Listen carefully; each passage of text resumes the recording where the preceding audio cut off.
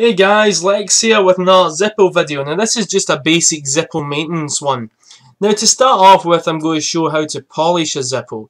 So this one here is a standard brass Zippo. It's not an armour, nothing special. Now, as you can see, I've had this about a year and it's nowhere near as shiny as it used to be when I first got it. So I'm going to be using Brasso. This particular one is going to be the wadding. So I got this today. I'm going to be showing you how to polish. So this is how it looks. Really. Well, some people like this tarnish. Looks old, like it's been passed down from my granddad or my dad. It looks really old and classic, like something Clint Eastwood would have. Looks awesome. So, I probably shouldn't be doing this with my bare hands, and you probably should use gloves, but I'm a bit of a daredevil, so so I've got a tiny wee bit of the wadding here, and you can already see the difference if you just give that a wipe down. You can already see the difference of wiping this down already. Just a couple of wipes, and you can already see the difference there. Just a couple of wipes. Already see, look at all the black stuff coming off it. See, just a few wipes of that and that's the difference it's making. So, yeah, basically do that for the rest of your lighter until shiny. So let's do an old fashioned one. Come back to one I made earlier. So after about 10 minutes or so of scrubbing away with the Brasso, you can see there's a massive difference compared to how dirty and grubby that lighter looked. It was all tarnished, the brass was all off. And already, this is just a 10-minute or so scrub, just a quick one. And you can see the massive difference already. I've still got to go over it and perfect it, but this is the Brasso. I've got the liquid as well, but this was the Brasso wadding. And just wiped over with that. And you can see a massive difference. It's looking shiny again. Not quite brand new, because I still need to work on it a wee bit more. But just 10 minutes work, and look at the difference. So, and that was after a year's worth of tarnishing. Don't forget, if you just and that was totally tarnished. Don't forget, if you take good maintenance of this often, it will never get as badly tarnished as that, and it will be a lot easier to clean. So it'll be a lot easier to clean it every month or every 2 weeks or so, and it would be to leave it a year like I did, and then clean it. But already, that's a year's worth of tarnishing, and look at the difference with just 10 minutes. So do not use my method. Look at the mess in my hands. You should probably use gloves and have cloth and stuff to wipe it down. I just used kitchen towel, just basic kitchen towel, done the job good enough, but and then a wet wipe for my hands and the rest of the lighter to clean me bits off. Probably shouldn't do that, but that's just me being lazy. But big difference. So let's move on to how to refill your lighter. Probably something most people already know, but I'm going to cover it anyway. So let's get on to that. So it's time to refill your Zippo lighter. What are you going to need? You're going to need your Zippo, you're going to need fuel, and you're going to need a knife or a bank card or a coin or something to wedge open the fuel and the felt. So I'm using Zippo brand fuel for this one. Zippo do recommend you use Zippo brand fuel in flints because that's what they're going to do. They're a company. Although other alternatives will work just as well. I personally found the Zippo to be the best. The only other alternative I used was Bull brand lighter fluid from Poundland, £1 a bottle. It's only 100 mils, whereas the Zippo is 125. But for £1 a bottle, you can't complain. It did perform pretty well, but the Zippo outperformed it in my opinion. I found the Zippo lasted longer. My last bottle of this lasted a whole 6 months, and at £3.25 a bottle, that's pretty damn good value. So let's get started. First of all, you're going to open up your Zippo as so, and you're going to pull out the insert here. Might be a little bit stiff, so make sure. Pull out your insert. There we go. My nice shiny Zippo, thanks to Brasso. Brasso for your Zippo! Brasso for your Zippo!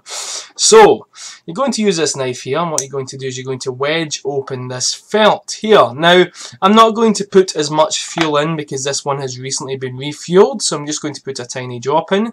So, a lot of people make the mistake of unscrewing this. This is for the flint. Do not unscrew this. Just wedge the felt up like so.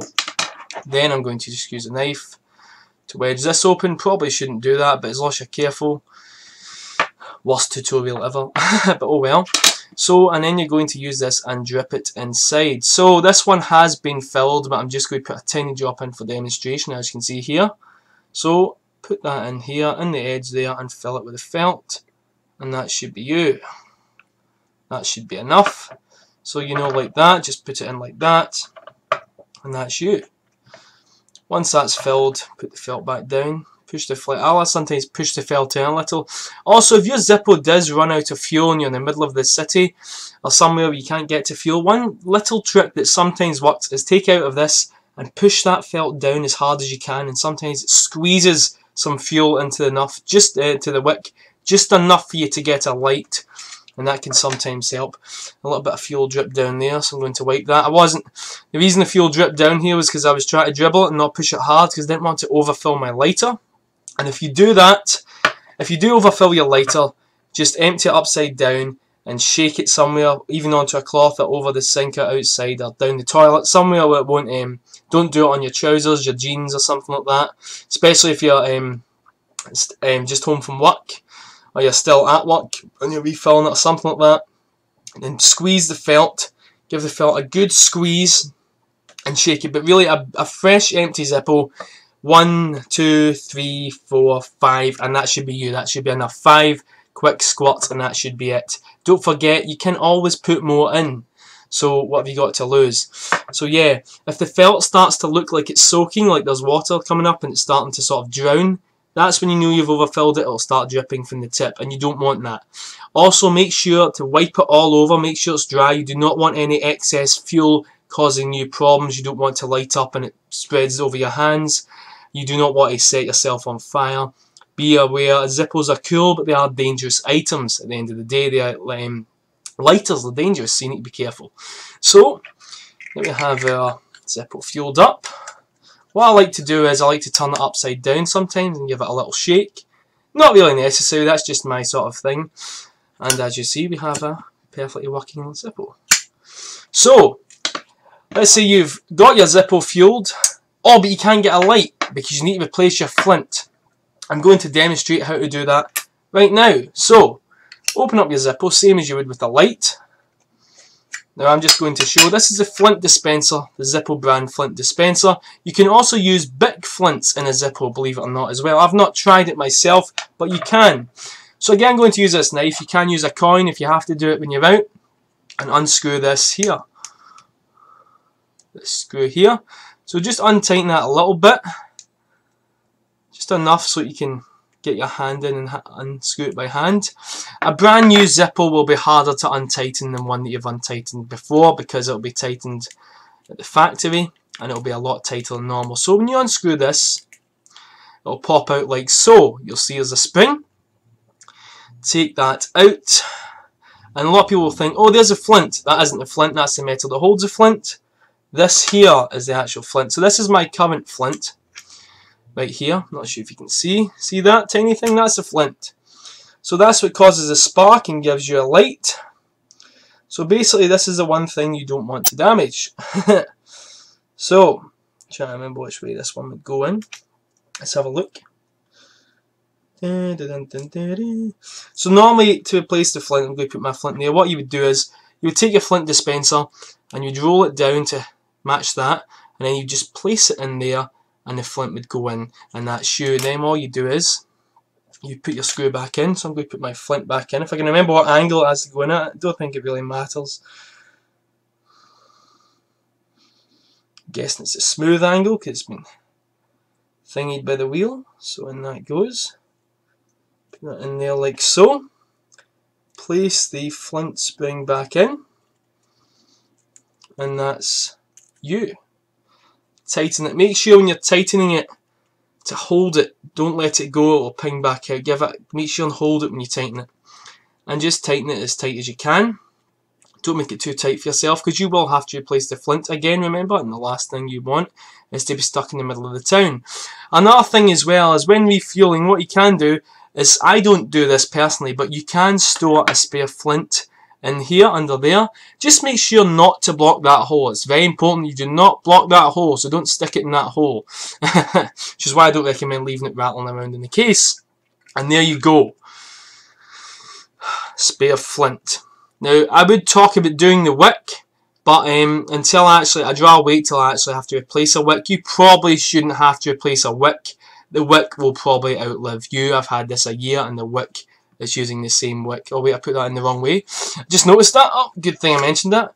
Yeah, make sure that this can here, if this can is not facing, if this can's facing upwards, the Zippo will not close properly.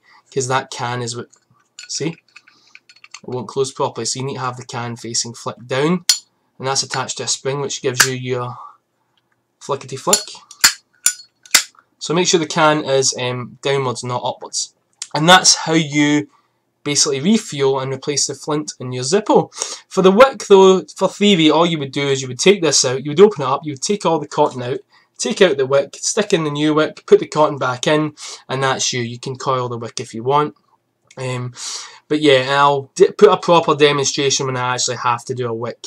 But until now, that's basic maintenance of your Zippo. Polishing, refueling, and yeah, taking care of it. So yeah, amazing lighters.